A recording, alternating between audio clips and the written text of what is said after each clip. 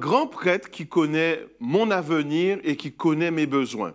En effet, la lettre aux Éphésiens, au chapitre 5e, verset 17, est un appel à faire preuve d'intelligence, mais également à entrer dans le plan divin. Quelle est sa volonté pour ma vie? Jésus-Christ est mon grand prêtre. Et puisqu'il est mon grand prêtre, il a un plan pour ma vie. Il connaît mes besoins et il sait exactement ce qu'il me faut et quel est le plan choisi pour ma vie. Cela nous amène à parler, bien entendu, de l'Urim et Thummim.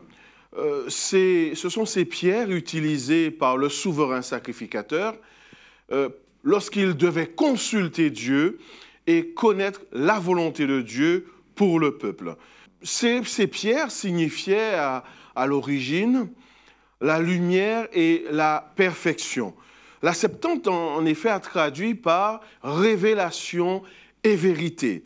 En effet, cela nous place dans le contexte du jugement. En effet, nous n'ignorons pas que le Seigneur se trouve dans le lieu très saint pour exercer un jugement. Et ce jugement est bien entendu en lien avec chaque croyant. Les différents choix que nous allons faire sont donc en lien avec ce temps et cette période de jugement. D'où l'importance pour chacun de nous de connaître quelle est la volonté de Dieu pour notre vie.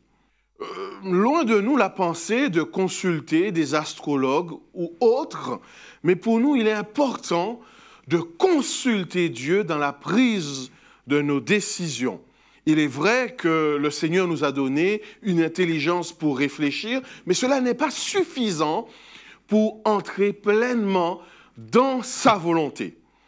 Il peut nous arriver aussi, quoique connaissant la volonté de Dieu, de nous écarter du chemin.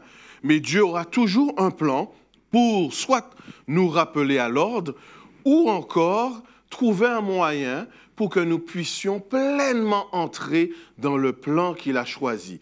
Et pour ce faire, l'appel à l'intelligence, c'est aussi un appel à la prière.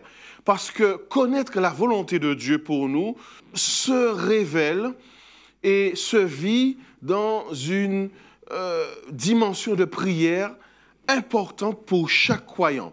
Nous n'allons pas connaître la volonté de Dieu simplement en claquant les doigts. Il nous faut entrer dans cette relation intime, dans un temps de prière et pourquoi pas de jeûne avec notre Dieu, dans cette communion où le souverain sacrificateur, où le Christ lui-même va nous révéler le plan qu'il a pour nous. Et ce plan pourrait s'appuyer, bien entendu, sur sa parole. Nous pouvons déjà trouver dans la parole de Dieu ce qui est bon, agréable et parfait, ce qu'il veut nous révéler à nous personnellement.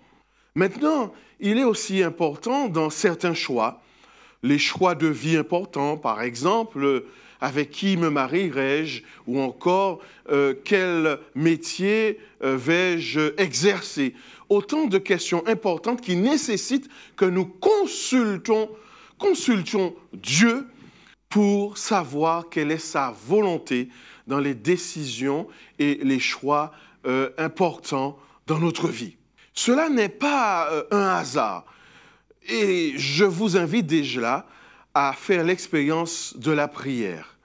Notre Père, notre Dieu, nous désirons connaître ton plan pour notre vie. Nous ne voulons pas que cela relève d'un hasard, mais nous voulons entrer intensément en relation avec toi. Viens, par l'Esprit Saint, nous révéler ce qui est bon, agréable et parfait pour notre vie. Amen.